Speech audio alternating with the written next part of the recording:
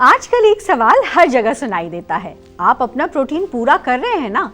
Gym हो, social media हो या घर की डाइनिंग टेबल, हर जगह प्रोटीन की चर्चा है। किसी को लगता है दाल रोटी काफी नहीं है, कोई कहता है बिना पाउडर के शरीर नहीं बनेगा, तो कोई डराता है ज्यादा प्रोटीन से किडनी खराब हो जाएगी। आखिर सच क्या है? क्या सच में हमारे शरीर में प्रोटीन की कमी है? क्या सप्लीमेंट जरूरी है? और कितना प्रोटीन सही है? प्रोटीन पर हाइप बहुत है, लेकिन सच क्या है, यही बताने के लिए आज हमारे साथ मौजूद है जाने माने आयुर्वेदाचार्य डॉक्टर प्रताप चौहान।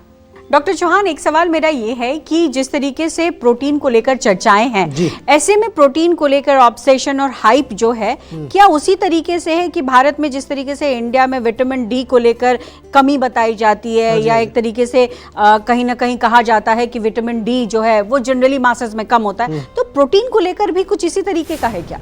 देखिए, विटामिन डी की जो कमी है वो तो आमतौर पर काफ़ी कॉमन देखी गई है लोगों में। हम आजकल हमारे पास भी जो लोग टेस्ट लेके आते हैं तो सरप्राइजिंगली बहुत लोगों का विटामिन डी कम होता है।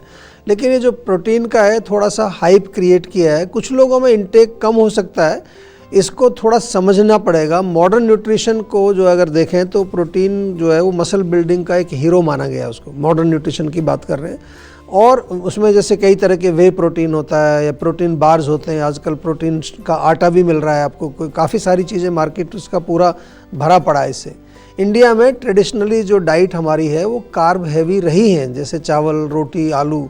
लेकिन ये क्या हुआ अभी पीछे के अर्बन लाइफस्टाइल जब से हमारे यहाँ पर आया, उसमें अर्बन लाइफस्टाइल में एक जिम कल्चर भी आ गया है। और जिम कल्चर जैसे ही आया तो फिर जो वेस्टर्न सारी जो कॉन्सेप्ट्स हैं, इंक्लूडिंग जो न्यूट्रिशन की कॉन्सेप्ट है, वहाँ से ये प्रोटीन का ऑब्सेशन भी शुरू हुआ है। तो ऐसा नहीं है कि विटामिन डी की तरह प्रोटीन डेफिशिएंसी भी बहुत सारे लोगों में हो गई है, ऐसा बिल्कुल नहीं है। इंडियन डाइट में दाल है, पनीर है, मिल्क प्रोडक्ट्स हैं, इनका प्रयोग आमतौर पर होता ही है जिसमें प्रोटीन होता है। और अगर हम ट्रेडिशनल इंडियन डाइट काफ़ी बैलेंस्ड जो होती है उसको अगर हम बात करें तो उसमें बिल्कुल आपको हर तरह का न्यूट्रिशन मिलता है। तो आजकल प्रॉब्लम क्या हुई है कि ट्रेडिशनल डाइट लोगों ने छोड़ दिए, जंक फूड और प्रोसेस्ड फूड का सेवन ज़्यादा करने लगे हैं। तो ये एक रीज़न इसका हो सकता है, otherwise it is not as bad as vitamin D. Okay, तो सर मैं इसी से जुड़ा हुआ एक और सवाल आपसे कर लेती हूँ, क्योंकि आपने बहुत विस्तार से चीज़ें बताई हैं। जो दाल रोटी खाते हैं, तो दाल रोटी खाने वालों के साथ क्या प्रोटीन को इनटेक करना ज़रूरी है या नहीं ज़रूरी है? और साथ ही चूंकि वेजिटेरियंस के लिए कहा जाता है कि जो वेजिटेरियंस होते हैं उनमें जो है वो प्रोटीन की कमी होती है, तो इसमें कितनी सच्चाई है सर? नहीं, बिल्कुल ये सच्चाई नहीं है। देखिए, दाल रोटी हो, दाल चावल हो, एक अच्छा कॉम्बो है, ये बहुत अच्छा है। और अभी तो काफ़ी न्यूट्रिशनिस्ट इसको जो है सजेस्ट भी करते हैं। दोनों मिलकर जो है वो अमीनो एसिड प्रोफाइल बनाते हैं, जो अमीनो एसिड्स जो प्रोटीन का एंड प्रोडक्ट होता है। ट्रेडिशनल इंडियन थाली जो है वो ऐसे कुछ रेंडमली नहीं बनाई गई थी, वो मेरे ख्याल से बहुत इंटेलिजेंटली डिज़ाइन की गई थी। आयुर्वेद में प्रोटीन, कार्ब्स आदि का वर्णन हम नहीं देखते हैं। आयुर्वेदिक अगर हम पुस्तकें पढ़ें, आयुर्वेद में धातुओं की बात की है, मांस धातु की बात की है, रक्त धातु की बात की है, ओजस का वर्णन मिलता है। दाल रोटी, मल्टीग्रेन रोटी, बाजरे की रोटी, जवार की रोटी, रागी की रोटी, सभी तरह की ये जो ट्रेडिशनल आजकल जो रेसिपीज़ हैं, ये धातुवर्धक हैं, बलवर्धक हैं, ओजवर्धक है, यानी कि इनमें कंप्लीट न्यूट्रिशन आपको मिलता है। बाहर से प्रोटीन लेने की जरूरत नहीं है, ये सारी चीज़ें उपलब्ध है। अब सर ये बताइए मुझे, क्या घी प्रोटीन ऑब्जॉर्प्शन करता है? बिल्कुल, बहुत अच्छा प्रश्न आपने किया है। आयुर्वेद के अनुसार घी जो है उसको योगवाही कहा गया है। योगवाही का अर्थ होता है यानी कि दूसरे जो न्यूट्रिएंट्स को वो टिश्यूज़ तक पहुंचाने का काम करता है, बहुत अच्छा काम करता है, एक तरह से कोरियर का काम करता है। इसके अलावा ये अग्नि दीपक है, यानी कि हमारे डाइजेशन को भी सपोर्ट करता है, उसको अच्छा बनाता है। और अगर दोषों के लेवल पर बात करें तो वात और पित्त दोष को बैलेंस करने का काम करता है। तो जब आप ऊपर से थोड़ा घी डालते हैं तो वो सिर्फ टेस्ट ही नहीं बढ़ाता है, वो डाइजेशन को बेहतर भी बनाता है। और प्रोटीन को डायरेक्टली घी, ऐसे नहीं कि डायरेक्टली घी उसको एब्जॉर्ब करता है जैसा आपने पूछा, लेकिन डेफिनेटली क्योंकि पाचक अग्नि जब आपकी मजबूत होगी तो उससे हम कह सकते हैं कि इनडायरेक्टली ये आपके उसमें हेल्प करता है मेटाबॉलिज्म में। अगर अग्नि स्ट्रॉन्ग है तो प्रोटीन आपका बेटर डाइजेस्ट होगा, और अगर डाइजेशन स्मूथ रहेगा तो अमीनो एसिड्स भी प्रॉपरली टिश्यूज़ तक पहुँचेंगे। तो आयुर्वेद में हम कह सकते हैं कि घी जो है वो मांस धातु यानी कि मसल्स की नरिशमेंट में इनडायरेक्टली काम करता है और उसको सपोर्ट करता है, ऐसा कह सकते हैं। अगर आपको भी कोई हेल्थ इशू है तो जीवा के सेहत के नंबर पर कॉल करें। जीवा सेहत का नंबर है 8860104040। डॉक्टर चौहान, बिना एक्सरसाइज के जो लोग प्रोटीन ले रहे हैं जी, तो वो सिर्फ मसल्स बना पा रहे हैं या फिर जो पेट खराब होने वाली स्थिति में आ जाते हैं? बहुत अच्छा प्रश्न आपने पूछा। देखिए, यदि आप प्रोटीन लेते हैं तो डेफिनेटली आपको एक्सरसाइज भी करनी होगी, नहीं तो प्रोटीन्स वो मसल्स में कन्वर्ट नहीं होगा, ठीक से नहीं पचेगा और अपच पैदा करेगा। और उसके बाद क्या होगा? ब्लोटिंग होगी, गैस होगी, कॉन्स्टिपेशन होगी। आयुर्वेद के अनुसार भी अगर थोड़ा सा समझने की कोशिश करें, मसल बिल्डिंग यानी कि मांस धातु जो हमारा है उसको बनाने के लिए क्या चाहिए? अग्नि आपकी स्ट्रांग होनी चाहिए और एक्सरसाइज करने से अग्नि स्ट्रांग होती है। आयुर्वेद में भी लिखा है कि व्यायाम करने से क्या होता है? आपका जो बॉडी है वो स्थिर होती है, स्ट्रांग बनती है। इसलिए यदि आप प्रोटीन का सेवन कर रहे हैं और मसल्स बनाना चाहते हैं तो रेगुलर एक्सरसाइज भी आपके लिए ज़रूरी है। प्रोटीन एक बिल्डिंग मटेरियल है, पर कंस्ट्रक्शन तब तक नहीं होगा जब तक काम चालू नहीं करेंगे। मटेरियल डाल दिया आपने लेकिन काम चालू हुआ नहीं तो कुछ बनेगा नहीं, बिल्डिंग नहीं बनेगी। इसीलिए आपको प्रोटीन भी लेना है, साथ में काम चालू यानी कि उसको पचाने का काम भी करना है, जो कि एक्सरसाइज से होगा। बिल्कुल ठीक बात है, इसमें कोई दो राय नहीं है। डॉक्टर चौहान, अब मुझे बताइए, whole foods versus protein powder कौन सा बेहतर है? देखिए, हम आयुर्वेद के हिसाब से अगर कहें तो होल फूड्स का पहले मतलब समझ लीजिए। होल फूड्स का मतलब है जो प्राकृतिक आहार होता है ना हमारा, क्योंकि ये पूरा अगर देखें तो ये अच्छा मानते हैं हम आयुर्वेद में। क्यों? क्योंकि हमारे बॉडी के कॉम्पेटिबल है और सात्विक भी है, यानी कि माइंड को भी हेल्दी बनाता है। जो क्लासिकल हमारी टेक्स्ट बुक्स हैं, चरक संहिता वगैरह, उसमें लिखा है युक्त आहार, balance natural diet. Natural diet ध्यान देना यहाँ पर, बैलेंस नेचुरल डाइट, उस पर बहुत जोर दिया है। सप्लीमेंट का जो कल्चर है ये अभी जो शुरू हुआ है, तो होल फूड्स, ये होल फूड जो हमारे होते हैं वो ग्रेजुअली नरिश करते हैं, धीरे धीरे जो है धातु में कन्वर्ट होते हैं। सिस्टमेटिकली उनका एक प्रोसेस होता है। दाल है, चना है, सोयाबीन है, राजमा है, पनीर है, बादाम है, कितना प्रोटीन चाहिए आपको, नट्स हैं, नट्स में मिलता है। तो नेचुरल सोर्स से जो बनता है प्रोटीन पाउडर, अगर वो आप कभी कभार लेना चाहें तो ले लीजिए, कोई बात नहीं।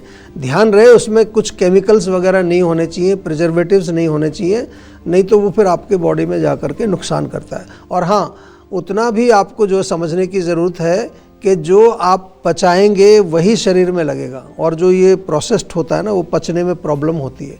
तो हम तो यही कहेंगे, whole foods are always better than supplements या जो प्रोसेस्ड जो आपको मिलते हैं चीज़ें जो उनसे। बहुत इंपॉर्टेंट बात कही है सर, और इसी से जुड़ा एक प्रश्न मेरे दिमाग में अभी जस्ट आया ही है कि आजकल जिस तरीके से प्रोटीन इनटेक का कल्चर बढ़ा है और जो सप्लीमेंट की आप बात कर रहे हो, कई एक गंभीर समस्याएं भी हम बात करते हैं कि बहुत ज़्यादा जी, अगर बहुत प्रोटीन ले लिया तो गैस, पिंपल, कई बार किडनी फेल होने के बाद, इसमें कितनी सच्चाई है? देखिए, जहाँ तक हम बात करते हैं कि अगर आपका जो प्रोटीन है वो हैवी तो होता ही है, definitely it's difficult to digest, और अधिक मात्रा में अगर आप भोजन लेते हैं तो उसका क्या होगा कि पाचन, मतलब उसको अधिक मात्रा में सेवन करते हैं तो पाचन ठीक से नहीं होगा, अपच होगा, आम बनेगा तो अनेक प्रकार के रोग पैदा होंगे।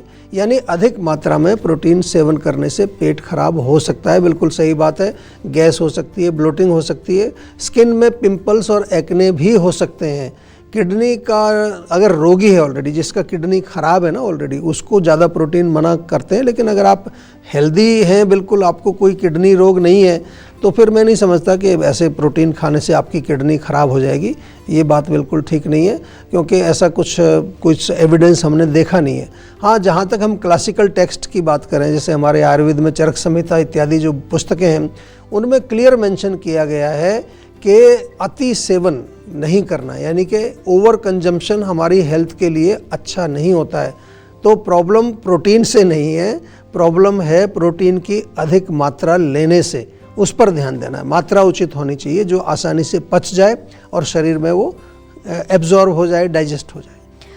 सर, अभी तो आपने कहा जैसे प्रोटीन इनटेक से क्या प्रॉब्लम होती है, लेकिन जो जिनको प्रोटीन की कमी है उनमें देखते हैं कि हम बाल झड़ रहे हैं, थकान हो रही है, मसल्स जो है वो वीक हो रहे हैं, तो ये जो होती हैं चीजें, उसको किस तरीके से फिर नरिश किया जाए? नहीं, देखिए, बिल्कुल आपने बहुत अच्छा ये प्रश्न पूछा। यदि आपको अगर सुंदर, घने और स्वस्थ बाल अगर चाहिए तो उसमें प्रोटीन आपको चाहिए, क्योंकि आपको मालूम होगा जो बाल है वो किससे बनता है, केराटिन नाम का एक सब्सटेंस होता है और वो प्रोटीन ही होता है। तो ये बालों के लिए प्रोटीन डेफिनेटली चाहिए। इसी तरह से मसल्स, आपको अगर मसल्स बिल्डिंग चाहिए, मसल्स को रिपेयर करना है, उसको अच्छी तरह से मांस धातु को पोषित करना है, उसके लिए भी प्रोटीन आवश्यक है। और शरीर में अगर चुस्ती फुर्ती चाहिए आपको, उसके लिए भी प्रोटीन आवश्यक होता है। आयुर्वेद की भाषा में अगर थोड़ा सा इसको हम समझाएं तो धातुओं की कमजोरी अगर हो जाए तो क्या होगा, शरीर में थकान होगी, दुर्बलता होगी, शरीर में ढीलापन हो जाएगा, मांसपेशियां ढीली पड़ जाएंगी, स्टेमिना की कमी हो जाएगी। से थकान के और अन्य कारण के जो है थकान है, या फिर आपको ये बालों का आपने पूछा, स्किन की प्रॉब्लम्स हैं, डेफिनेटली प्रोटीन की डेफिशिएंसी से ये होते हैं। तो इसलिए हमें एक प्रॉपर अपना जो है न्यूट्रिशन का ध्यान रखना चाहिए, बैलेंस्ड डाइट सेवन करनी चाहिए। इसमें कोई दो राय नहीं है, चिंता नहीं, चिंतन की जरूरत है। अब मेरा सवाल ये है सर कि जो लोग प्रोटीन सप्लीमेंट ले रहे हैं बाहर से, क्या उनको खाने में प्रोटीन की ज़रूरत है या नहीं है? देखिए, पहले तो सप्लीमेंट शब्द का अर्थ ही समझ लीजिए। सप्लीमेंट का मतलब होता है something which you add on. वो मेन आपका खाना नहीं होता, वो खाने के साथ कुछ आप लेते हैं। तो आपकी जो नेचुरल डाइट जो है उसका रिप्लेसमेंट सप्लीमेंट नहीं हो सकता बिल्कुल भी, ये बिल्कुल आप याद कर लीजिए। और आयुर्वेद के अनुसार तो नेचुरल डाइट का बहुत महत्व है। हमारे शरीर के जो पोषण के लिए नेचुरल फूड आइटम्स बहुत आवश्यक हैं। हाँ, यदि भोजन में आपको न्यूट्रिएंट नहीं मिल पा रहा है किसी कारण से, तो थोड़ा सा आप एक्स्ट्रा उसको सप्लीमेंट, कोई न्यूट्रिशन जो भी टैबलेट है या कोई पाउडर है वो ले सकते हैं। लेकिन सप्लीमेंट को ही पूरा आप अपनी डाइट बना लें तो ये तो प्रॉपर नहीं है। आपको प्रॉपर डाइट खानी चाहिए, उसमें भी आपको प्रोटीन, बहुत अच्छी सोर्सेज हैं प्रोटीन के जो आप वहाँ से ले सकते हैं। नेचुरल डाइट नेचुरली होती है, सप्लीमेंट सप्लीमेंट ही होता है। बिल्कुल, इसमें कोई दो राय नहीं है सर। अब मुझे ये बताइए कि जो लोग जिम जाते हैं, आजकल तो सब लोग जिम जाते हैं, ये कल्चर बन गया है, लेकिन प्रोटीन भी ले रहे हैं, लेकिन बावजूद उसके गंजापन है, तो ये क्यों हो रहा है सर? देखिए, उसका कारण यही है, सबसे बड़ा कारण तो यही है कि अगर आप जो प्रोटीन ले रहे हैं और वो प्रोटीन आपकी बॉडी में एब्जॉर्ब नहीं हो रहा है, तो वो जाकर के जो हम धातु फॉर्मेशन की बात करते हैं आयुर्वेद में, तो धातु बनेंगे नहीं। दूसरा इसमें जो कारण ये आता है कि अगर प्रोटीन आपने खाया तो वो किस तरह का प्रोटीन है, क्या उसमें कुछ प्रोसेसिंग की गई है, या फिर कई बारी जो है इस तरह की चीज़ें मिला दी जाती हैं कि वो बॉडी में प्रॉपरली वो एक्सेप्ट नहीं होती। तो ये कारण हो सकता है। लेकिन अगर प्रोटीन सही सोर्स से आप ले रहे हैं, सही फॉर्म में ले रहे हैं, नेचुरल फॉर्म में ले रहे हैं, तो फिर बाल आपके नहीं गिरने चाहिए। या फिर ये एक ही कारण थोड़ी होता है बाल गिरने का, जेनेटिक भी होता है। ऐसा थोड़ी कि केवल प्रोटीन से ही बाल बनता है, और बहुत से कारण होते हैं। हमारे आयुर्वेद में देखो तो पित्त की अधिकता हो गई जी, या फिर जो बहुत ज्यादा केमिकल्स बालों में आपने लगाया है, जेनेटिक भी होता है, बहुत सारे कारण और भी होते हैं, अंडरलाइन कई डिजीज भी होते हैं। चलिए, दूसरे कारण भी हो सकते हैं। अगर आपको कोई भी हेल्थ इशू है तो जीवा के सेहत कर नंबर पर कॉल करिए। जीवा सेहत का नंबर है 8860104040। रात में क्या प्रोटीन लेना ठीक है या नहीं ठीक है? नहीं, रात में देखिए बहुत ठीक नहीं है प्रोटीन लेना। अधिक मात्रा में अगर लेंगे तो वो पचेगा नहीं। अगर हमारे यहाँ पाचन से ही सब चीज़ को जोड़ते हैं। लेकिन आजकल क्या है, लोग रात को वर्कआउट करते हैं, ये रात का जिम का कल्चर काफ़ी कॉमन हो गया है। ऑफिस से जाने के बाद जाते हैं तो वो थोड़ा प्रोटीन डेफिनेटली सेवन कर सकते हैं, क्योंकि मसल्स आपने जो है वहाँ पर वेयर आउट की हैं। लेकिन आयुर्वेद के अनुसार रात को हमारी पाचक अग्नि जो है थोड़ी स्लो होती है, तो इसलिए हमें बहुत हैवी वाले प्रोटीन तो नहीं लेने। राजमा, छोले, उड़द की दाल, सोयाबीन्स या और कोई बीन्स, इनका सेवन नहीं करना। लेकिन हाँ, आप जो है क्या कर सकते हैं, मूंग दाल ले सकते हैं, मूंग दाल की खिचड़ी ले सकते हैं, यानी कि जो हल्का सुपाच्य जो प्रोटीन अवेलेबल है, ऐसी चीज़ें आप रात को ले सकते हैं, उससे आपको प्रॉब्लम नहीं आएगी। लेकिन कोशिश करें कि रात का खाना जो है जितना जल्दी से जल्दी आप खा सकें उतना अच्छा। ये नहीं कि रात को 9:30 बजे, 10 बजे, 11 बजे लोग डिनर करते हैं आजकल, तो then it is too late, वो पचेगा नहीं, हल्का भी नहीं पचेगा। क्या आयुर्वेद में प्रोटीन ज़रूरी है? क्या वाकई शरीर को सबसे ज्यादा प्रोटीन की जरूरत है? बताएंगे डॉक्टर चौहान। चलिए अपनी दिलचस्प चर्चा को आगे बढ़ाते हैं और सवाल पे सीधे आते हैं। डॉक्टर चौहान जी, जब हम प्रोटीन की बात कर रहे हैं तो आयुर्वेद को छोड़ नहीं सकते डॉक्टर चौहान, तो इसीलिए मैं समझना चाहूंगी कि आयुर्वेद में क्या कॉन्सेप्ट है और आज का जीवा टिप्स क्या है? बहुत अच्छा प्रश्न आपने किया। देखिए, अगर हम आयुर्वेदिक बुक्स को देखें, जो हमारी आयुर्वेदिक जो चरक संहिता है, सुश्रुत है, और भी जो पुस्तकें हैं, तो उसमें प्रोटीन करके तो शब्द कहीं नहीं आता है, क्योंकि ये मॉडर्न न्यूट्रिशन का कॉन्सेप्ट है। हाँ, आयुर्वेद में धातुओं का कॉन्सेप्ट है, जिसको मैं थोड़ा थोड़ा सा आपको बार बार समझाता हूँ, थोड़ा और अभी विस्तार से समझा देता हूँ। जो भी आप खाना खाते हो, आपने दाल खाई, रोटी खाई, खिचड़ी खाई, फ्रूट्स खाए, जो भी खाई, उसमें तो न्यूट्रिशन होता ही है, न्यूट्रिएंट्स उसके अलग अलग होते हैं, प्रोटीन है, विटामिन्स हैं, मिनरल, सब कुछ उसमें होता है। वो जब अंदर जाता है तो हमारी जठराग्नि उसको पचाती है। पचाने के बाद एक जूस बनता है, उसको कहते हैं आहार रस, यानी कि न्यूट्रिएंट जूस उसको कह लीजिए आप। ये जो आपका है, इसमें सारे न्यूट्रिशन आ गए आपके। अब यहाँ से सारा पोषण शुरू होता है धातुओं का। मसल्स आपकी बनती हैं, आपका ब्लड बनता है, हड्डियों जो है उनको पोषण मिलता है, फैट टिश्यू आपकी नरिश होती है, नर्व्स जो आपकी नर्वस सिस्टम पूरा, ये इससे जो आपका न्यूट्रिशन है वो आहार रस में आया। वहाँ पर धातु अग्नियों ने काम शुरू किया और अलग अलग धातुओं को बनाया, शुक्र धातु बनता है। तो ये है आयुर्वेद का कॉन्सेप्ट। और अल्टीमेटली अगर आप समझना चाहें तो सारे धातुओं का जो सार है उसको कहते हैं ओजस। और ये ओजस जब बन जाएगा अच्छी क्वालिटी का, तो हमारी इम्यूनिटी स्ट्रांग होगी, हमारा मनोबल स्ट्रांग रहेगा, ओवरऑल जो हमारी हेल्थ होती है, जिसको हम कहते हैं कि बॉडी हेल्दी है, माइंड हेल्दी है, तो वो ओजस के कारण होती है। जहाँ तक आपने पूछा है कि कुछ अगर टिप्स बताएं आज की जो जीवा टिप्स, तो टिप्स तो यही है। सबसे पहले नंबर 1, हर मील में नेचुरल प्रोटीन का सोर्स इंक्लूड करिए। नंबर 2, अग्नि को नहीं भूलना है, अग्नि आपकी मजबूत रहनी चाहिए ताकि वो उसको पचा सके। नंबर 3, स्ट्रेस के साथ मत खाओ, मन को शांत रख करके खाना, यानी कि खाना खाते समय यानी कि टीवी देख रहे हैं, मोबाइल देख रहे हैं, बातें कर रहे हैं। और प्रोटीन जो है, प्रोटीन को बढ़ाने से पहले अपनी एक्टिविटी भी बढ़ाइए, थोड़ा फिजिकल एक्टिविटी बढ़ाइए। एक्सेस से बचना है, क्योंकि याद रहे जो पचेगा नहीं तो लगेगा नहीं। और रात को नाइट में जो है प्रोटीन थोड़ा हल्का सुपाच्य वाला आपको खाना चाहिए। डॉक्टर चौहान, क्या उम्र बढ़ने के साथ प्रोटीन की ज़रूरत भी बढ़ जाती है? क्या ओल्ड एज लोगों को प्रोटीन ज़्यादा लेने की ज़रूरत है? देखिए, ओल्ड एज में नेचुरली जो है मसल लॉस होता है, specially after 60 years muscle loss regularly होता रहता है। तो डेफिनेटली वहाँ हमें मसल्स की बिल्डिंग के लिए, मसल्स को रिपेयर करने के लिए प्रोटीन की अधिक आवश्यकता होती है। और इसलिए जो है जो भी वृद्ध लोग हैं उनको थोड़ा अपनी डाइट में ध्यान देना चाहिए। कार्ब्स थोड़ा कम कर दीजिए और प्रोटीन, या फिर साथ में थोड़ा सा जो आजकल हमारे मिल्क प्रोडक्ट्स जिनको हम कहते हैं, क्योंकि हमारे आयुर्वेद में तो मिल्क प्रोडक्ट्स पर काफ़ी हम जोर देते हैं। और उसमें थोड़ा फ्रेश पनीर हो, दूध हो, दूध में भी बहुत सारी चीज़ें डालते हैं, बादाम डाल लीजिए, थोड़ा सा जो है उसमें खजूर के साथ सेवन कर लीजिए, तो टेस्टी भी बनेगा और आपको जो है उससे ताकत भी मिलेगी। आयुर्वेदिक भाषा में अगर हम कहें तो अंत में यही कहेंगे कि जो आप खा रहे हैं वो आपके धातुओं को पुष्ट करे और अल्टीमेटली आपके ओजस को पुष्ट करे, ऐसा भोजन आपको खाना चाहिए। जी, तो डॉक्टर चौहान ये भी बताते जाइए कि जो लोग प्रोटीन पाउडर का इस्तेमाल करते हैं, कई बार उनको देखा गया है कि वो क्रेटिनिन ड्रिंक्स भी लेते हैं जी। तो ऐसे में ये जो दोनों का कॉम्बिनेशन है वो डेडली कॉम्बिनेशन है या फिर ये स्वास्थ्य के लिए ठीक है? देखिए, मुझे ऐसा लगता है कि ओवर कंजम्पशन आजकल हो रहा है। मेरे पास भी बहुत सारे ऐसे शिकायत लेके आते हैं, लोग कहते हैं जी हमने बॉडी बना ली थी, बाद में फिर उनको बड़ी दिक्कतें आती हैं।